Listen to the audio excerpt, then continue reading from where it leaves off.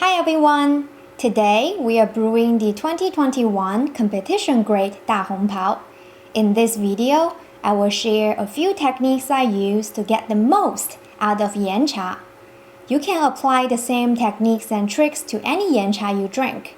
If you have the same tea right in front of you, feel free to take it out and brew it along with me.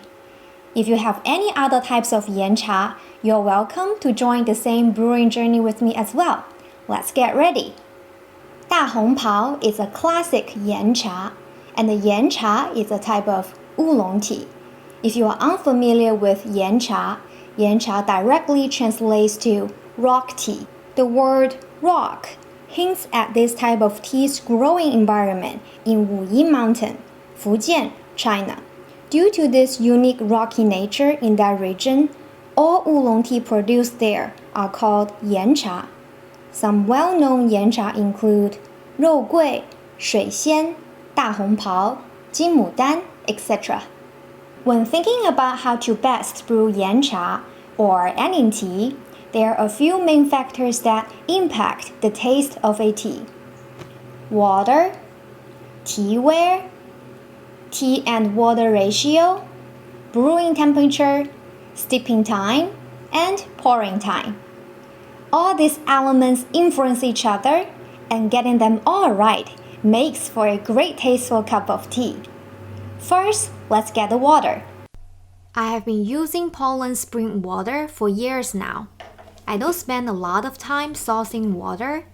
This is just my lazy replacement for tap water. Tap water can sometimes take away or ruin the taste of your tea. I highly recommend using spring water for any tea brewing. If any tea friends are watching this video, feel free to recommend the water you prefer in the comments.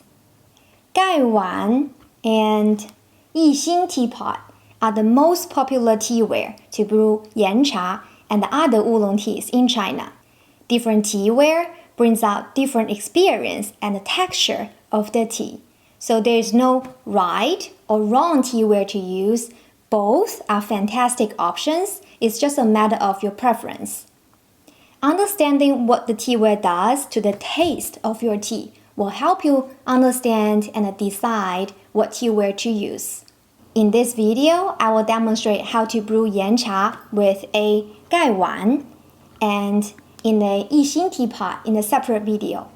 Feel free to join both journeys with us. The teaware we'll be using today is a Gaiwan, a tea tray, 2 fair cups. Yes, you will see why we need 2 later. If you don't have 2 fair cups, replace one of the fair cup with a bigger solo teacup. We will pour the first dipping out to the separate fair cup. So anything to carry the first dipping will be great. A few teacups. The number of teacups is up to you. A matching teacup saucer, a tea holder, tea needle, a needle holder, of course, our tea. Don't forget the waste ball and a tablecloth. I know this is a lot of teaware. Now we need to figure out what tea and water ratio to follow. The ratio is one of the 6 factors that affect the taste of your tea.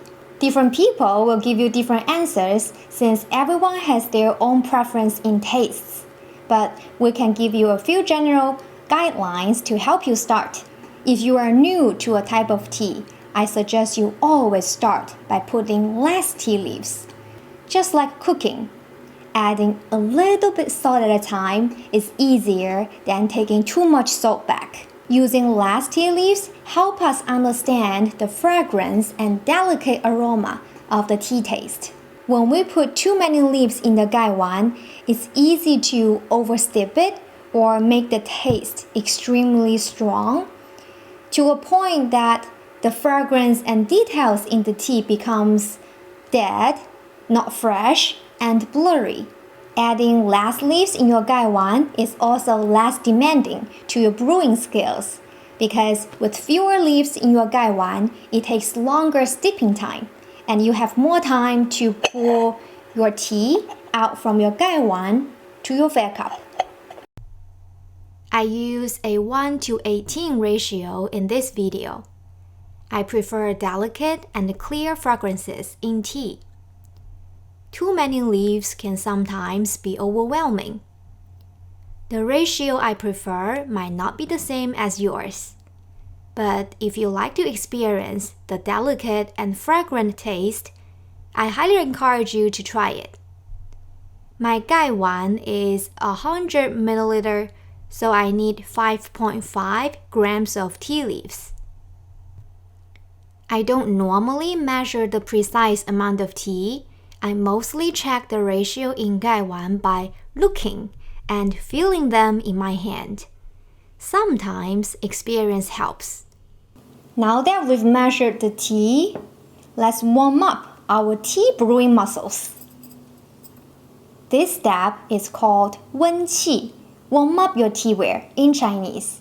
It's important and necessary to warm up all your teaware at the beginning. There are two functions. First, of course, clean up all your teaware. Second, the heat remaining in your teaware helps to release and open the fragrance of your tea. It makes the first two steeping more fragrant and tasteful. Make sure the temperature of your water is at 212 Fahrenheit or 100 Celsius.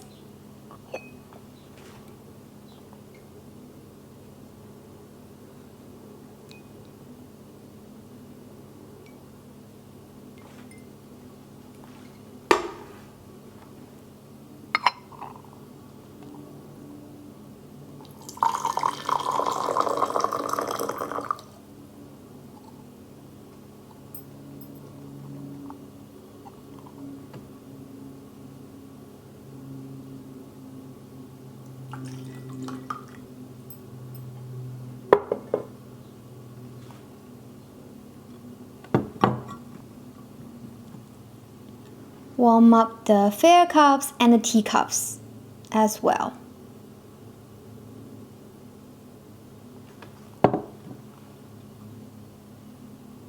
And pour all the water into your waste bowl.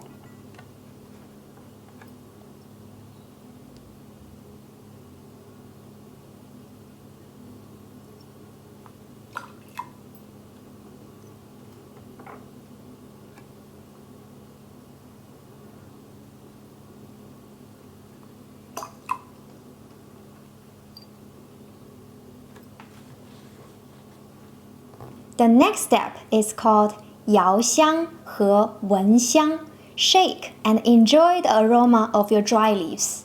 While the Gaiwan is still hot, let's quickly add the leaves inside the Gaiwan. Before that, make sure your Gaiwan is dry. Once you put the leaves in the Gaiwan, any water left at the bottom will start steeping immediately, and we need to avoid that.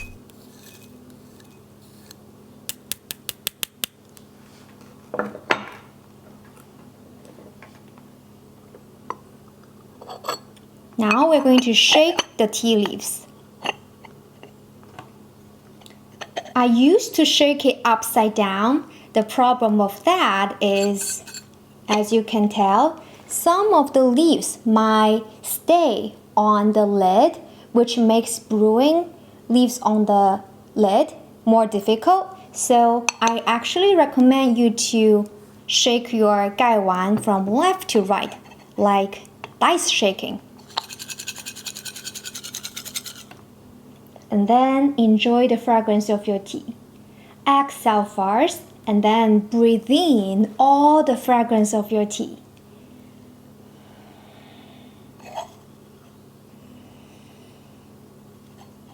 Oh, so aromatic. Invite your friends. If you have anyone sharing tea with you together, invite your friends to enjoy the dry leaves as well.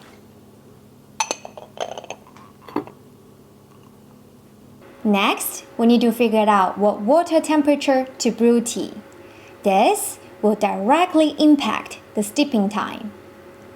The The high temperature helps to bring out the brighter and the higher aromas of a tea, and we think the higher the better.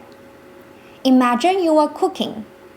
The hot oil helps to release the smell of the fresh ingredients, but you have to stir it quickly to keep them from burning. The steeping time represents how long the ingredients stay in your pan. You don't want to wait for too long because the leaves will be oversteeped. Since we like to bring out the high fragrance of a yancha, we use 100 Celsius temperature to brew. Hold the kettle low when you start pouring. This will give you more control over how and where the water goes.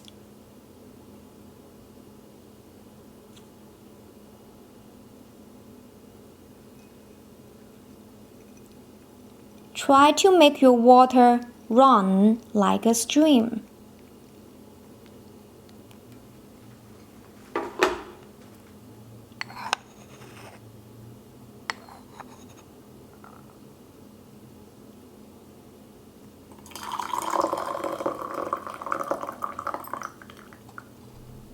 Pour out the last drop of your tea. Any water left at the bottom of your Gaiwan will continue to steep and get bitter. Feel free to invite your friends to enjoy the fragrance from the lid as well.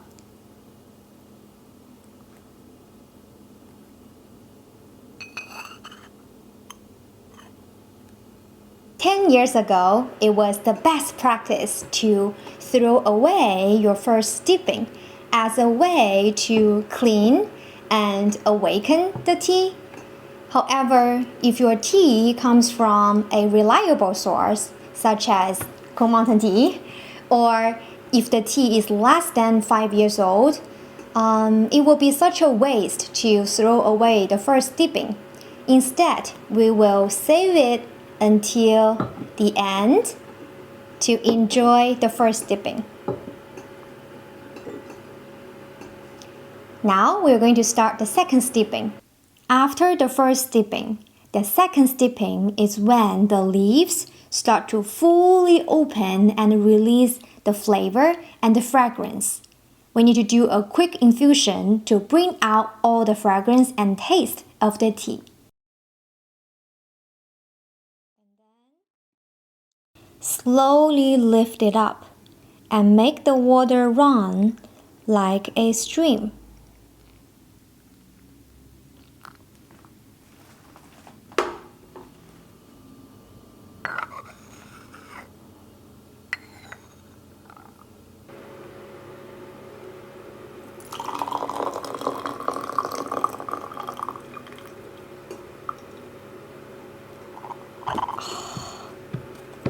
It's too hot. I didn't rest long enough between the first session and the second session. Let's make sure the last drip of the tea is out.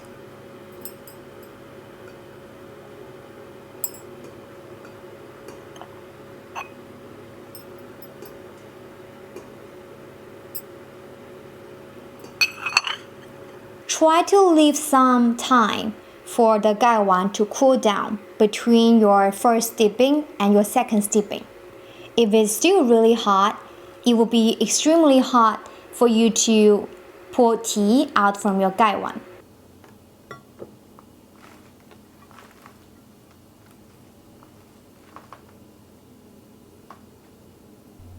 Pour tea from your fair cup into the teacups.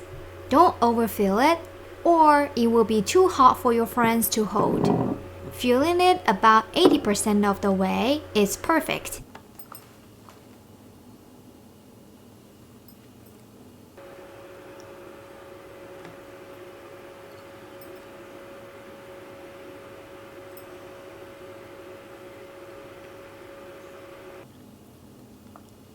By the way, keeping the first steeping on the side also give you a reference so that you know whether your current steeping is properly steeped or not. If it's properly steeped, their color should be really similar to each other. If it's lighter than the first steeping, that means it's probably under-steeped. If it's darker than the first steeping, that means it's probably over-steeped.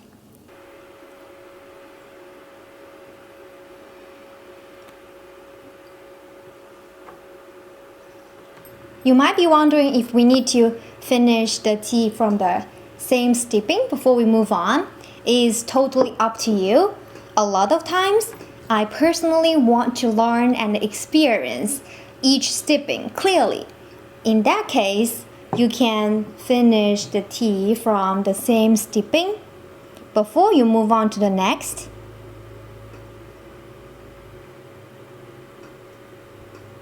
But sometimes you're not that particular and you don't want to pay that much attention to your tea. Then you can blend it in with your next steeping. There's no rule you have to follow. It's completely up to you. Now let's start the third steeping. We keep the same water temperature and extend the steeping time slightly. We are using the same water temperature throughout all different infusions. The only difference is in the extended steeping time. And there's no fixed answer for how long you should steep your tea. Please know that your steeping time doesn't have to be exactly the same as mine. I don't usually keep track of my steeping time either. It varies depending on the tea you brew and your preference in taste. I highly encourage you to brew the same tea multiple times to find your pacing in brewing. This is the sixth steeping, and I already lost track of how long to steep the tea. When it comes to your sixth steeping, you can adjust the steeping time by the taste of your tea. I have been waiting for this moment since the beginning. Before we forget, let's revisit our first steeping of the 大红袍. It's at room temperature now.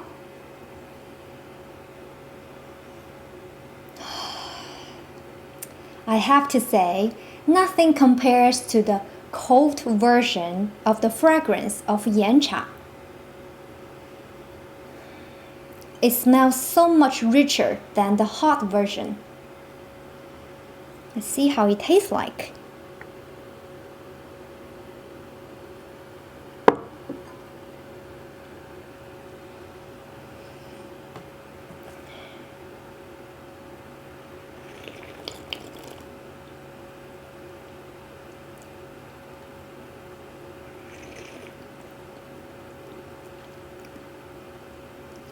It's a completely different tea, but I'm not going to describe how it tastes like because we might be drinking different teas.